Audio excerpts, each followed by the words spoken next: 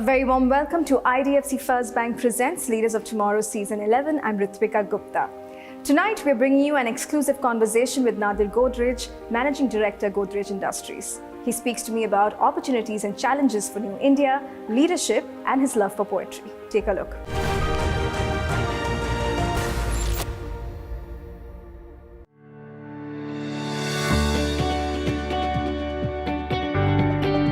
Godrej Industries, founded in 1897, has since grown to become one of India's most prominent business groups with a presence in over 80 countries worldwide.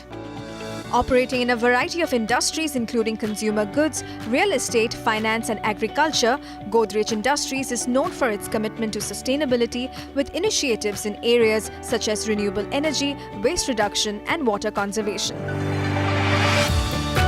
Today, I caught up with Nadir Godrej, who currently serves as Managing Director of Godrej Industries and Chairman of Godrej Agrovet.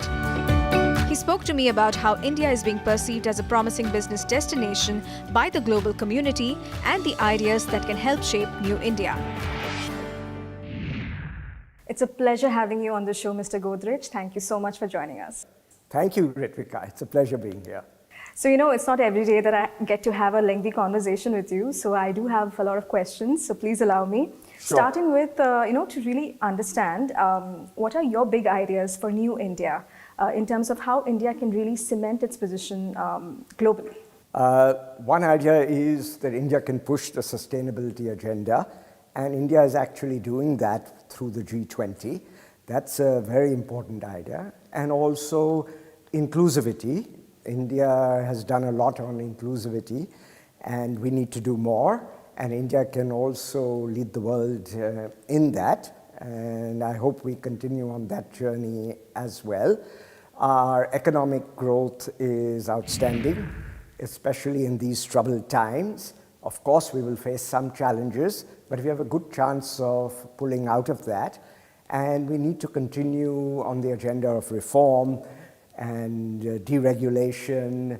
At the same time, we must have safety regulation. We saw that there's another banking crisis coming up, and India should make sure that that doesn't happen. India should make sure that corporate governance is good, and so that we don't have problems on that front. And I think India can contribute a lot to the world. Wonderful. Picking up from what you said, I'm keen to understand, how does the world view India currently in terms of it being a promising destination for investments? What can you tell us? India is really on the world's radar screen right now. Even when we went to Davos, the Indian presence could be felt. Many Indian state governments were there. Lots of Indians could be seen on the street. Right. Even part of the diaspora could be seen in Davos, not all Indians from India. So India's influence in the world is very large. We see the leaders of many companies, many of the new tech companies, as well as the presidents and deans of universities all over the world are Indians. So India has a very important role to play. Of course, we are now the most populous country in the world. Yeah. Our economy is not as big as our population, but we are slowly getting there, and we need to go on this journey. And I hope that with the numbers being what they are, with our development being what it is, we have the potential to be world leaders. I hope we are caring and kind leaders of the world. Right, absolutely. Mr. Godrej, with the rising inflation and this global recession and the economic slowdown, how do you think this will impact your business, and what are your strategies to stay ahead in the game? Most Indian businesses are very resilient. The effects of these factors have not been as big on India as in other countries. When there were supply chain disruptions, we found that exports were affected, but import substitution was given a boost. Right. So Indian companies have been able to adjust to these situations. Even the pandemic, which could have been debilitating and was in many countries, hardly affected India, because Indian companies were very resilient. Workers were living in the factory and working from there. White-collar workers were working from home. So, and we have to maintain this resilience. We cannot predict all the crises that are going to be coming, but we can certainly quickly react to them and make the most of them. Right. At Davos, you spoke about, climate change. You presented a poem. I'm keen to understand, how does Godrej as a company view sustainability? And if you could talk about some of the environmental initiatives that you have, undertaken. Right. So sustainability has been very important for us right from our beginnings. And for example, on environmental sustainability, my uncle Saurabh Godrej was very interested in the environment, and he was one of the initiators of the Save the Tiger program. He made sure that our mangroves here were preserved. Mm-hmm. They belong to a trust. They no longer belong to the company. And so there were all these initiatives taken for the environment, which we have continued. Also on social sustainability, my grandfather bought this land in Vikhroli because he visited a worker who was living in terrible conditions. So he thought that if he had a lot of land, he could build spacious factories, he could have housing, he could build a school, and we have a school here in Vikhroli, and all this was because of my grandfather's vision. When he bought this land, people thought he was mad. They said, at that time it was in the boondocks, and now it's in the center of Mumbai. So he was a visionary, and we have all these benefits that come from sustainability, and I have a little poem here, if you don't mind my reciting it. Of course. For health as well as climate change, it certainly isn't strange that prevention's better than cure. On public health we should spend. It is much cheaper in the end. With little cost and greatest ease, we could reduce lifestyle disease. At any rate, I am quite sure, in order to achieve this goal, businesses could play a role. Through business models and CSR, together we can go quite far. And similarly, through education, we can serve ourselves and the nation. Through action and advocacy, we can help all humanity to create a world that's just and fair, and everyone is free to share nature's bounty and be fulfilled. And then I'm sure we'd all be thrilled. Ingeniously we can plan it, serve profit, people and planet. Sustainability is not a pain, for after all, it is a gain. It helps us all to survive, last long, as well as to thrive. It's a license to operate. The ecosystem finds it great. Society, governments, banks cooperate, convey their thanks. With ESG spends, nothing's lost, as benefits outweigh the cost. The strategy is tried and tested. In the long haul, it can't be bested. Now, sustainability will take you far. Don't just be a shooting star, rising high before you fall. Instead, take the enduring call. All of us can forge ahead if we only learn to shed the barriers that can divide, and if cooperation stride, with the help of business, I foresee a helpful, thriving society. Wonderful. Before I get to my next set of questions, I actually want to understand your love for poetry. Where did that come from? Well, I always had a love for literature and drama as well. Mm-hmm. And in my college days, I used to act as well. Wonderful. And a lot of it comes from my mother and my maternal grandmother. My maternal grandmother studied English literature. She went to college way back in the early 1900s when very few girls were in college. There were so few girls in the college that the 9 of them had a common room as big as the boys' common room. Wow. And she said she used to play rounders there. Oh, God. Because the room was so huge. But she had a love for poetry, and she used to recite poetry, and she used to write poems for the Indian independence movement. Nice. So I grew up with a love for poetry, and one day I decided to make a speech in verse. It was at the Economic Times Harvard Business School awards. At that time, it was a joint venture, and I was representing Harvard Business School. Wonderful. And I had to give a vote of thanks, which I decided to give as a poem. I was in Calcutta, and the Calcutta audience really enjoyed that. And then I said, maybe I should try that more often. Wonderful. It's time for a quick break here. We'll be back shortly. Stay tuned. What do you think are the major challenges that may come in between India and its dream to become a $5 trillion economy? Perhaps the biggest challenges are self-imposed, if we don't reform, and reform doesn't mean it means deregulation, but not over deregulation.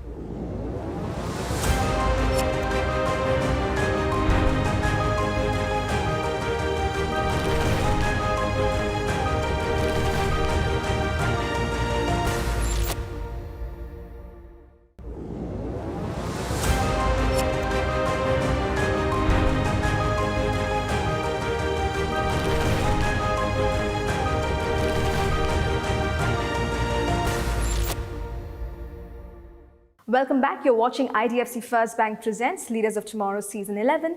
And right now I'm in conversation with Nadir Godrej, Managing Director, Godrej Industries. Listen in.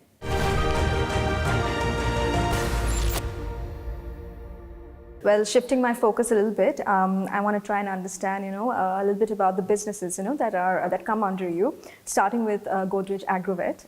Talk to us a little bit about, how the business has been shaping up. And I'm also keen to understand the Samadhan initiative, that has been designed to really empower farmers, in terms of financial security, education. What can you tell us? Right.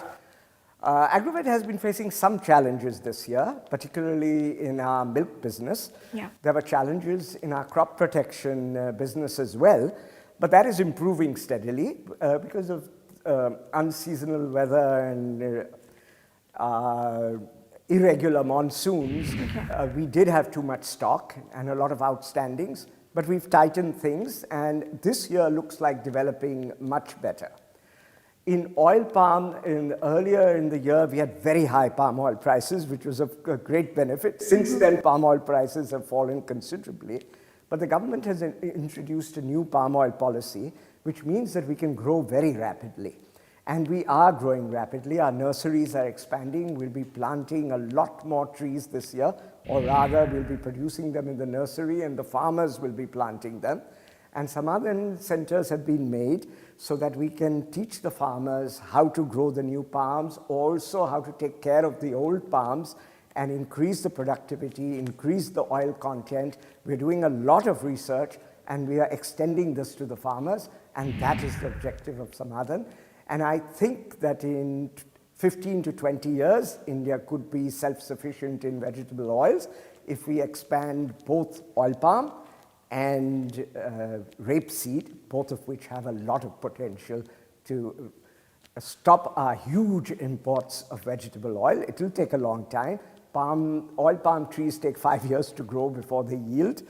And of course, rapeseed can be grown faster, but oil palm has even more potential than rapeseed has. Right. Speaking about your chemical business, talk to us about some of the growth prospects that you see in that area. Yeah. Now that business has expanded tremendously in the last 2 years. Not so much in terms of volume, because we are at full capacity, but profitability has improved considerably. The global situation has affected some of our businesses, but has seemed to be a boon to this business. We don't know what will happen in the future. There may be more challenges because capacity is tight, so people are thinking of expanding. Sure. But we also have an initiative to move into specialty chemicals. Okay. And we will also have to change. We'll have to have more of a consumer touch in the specialty business, because you have to make the product exactly according to the customer's needs. Even in our basic chemicals, they act a bit like specialties because our customers require very special specifications, and we are in a position to provide it to them. Although fatty alcohols and fatty acids are very basic oleochemicals, we have a big emphasis on products made from rapeseed oil. And other countries have to grow higher-usic rapeseed oil on purpose. They don't grow it normally. But in India, all our rapeseed oil is higher-usic. So we have a big advantage. And earlier, Indian costs were higher because import duties on oil were high, but now the import duties are lower, and India is very, very competitive, and that gives us an excellent advantage. Right. Mr. Godrej, our show is also about, empowering smaller, medium-sized businesses. I want to understand, what sort of a role do you think Godrej Capital can play in terms of really improving financing for MSMEs, to really make the sector strong and resilient? They're very focused on helping SMEs. And they have come up with a good scheme whereby you can choose your repayment pattern. They have an app which tells you if you want to pay less in the beginning and more later, that can easily be adjusted. Many borrowers don't like equated monthly installments. They would rather like to have their own pattern which fits their business needs. Sure. And Godrej Capital with this app can really facilitate this. They are increasing their geographical expansion and they are increasing the kinds of finance they are doing. They started off as a housing finance company, but they're rapidly moving into other areas, often in adjacencies which reflect the interests of the group. For instance, they're doing agricultural lending, they're doing distributor lending, but ultimately there will be a broad-based finance company. Right. So, I read another poem of yours. It was called A Biography of Innovations. And you mentioned something really interesting, like the greatest thing since the sliced bread is innovation widely spread. So tell me, how does Godrej view innovation and, in terms of really integrating technology and R&D, into your company? What role does R&D play? Yeah, R&D plays a very big role, but other kinds of innovation also play a big role. We encourage everyone to innovate. We try to give people freedom, including freedom to fail. We don't punish failure as long as people learn from their failure. And the emphasis on R&D has been greatly increased. My good friend Naushad Forbes has written a book about the issues of India, and one of the things he says is we are doing far too little R&D in India, and there is a lot of potential to do more. Unfortunately, the universities don't do a lot of R&D. We do have good national institutes to do R&D, and businesses can certainly do more R&D. We find excellent returns to R&D, and we have upped our spendings. In the next week, we are going to open a new R&D center for agrochemicals at Rabale, about half an hour from here, where we will try and produce new agrochemicals based on new platforms. We are very strong in triazoles, but we are going to try 3 other platforms. And this is a state-of-the-art facility on which we have been very careful to do everything in the best possible way. And the future is very bright there. In our oleochemicals business, we have expanded R&D, and we are doing a lot of work on biologicals.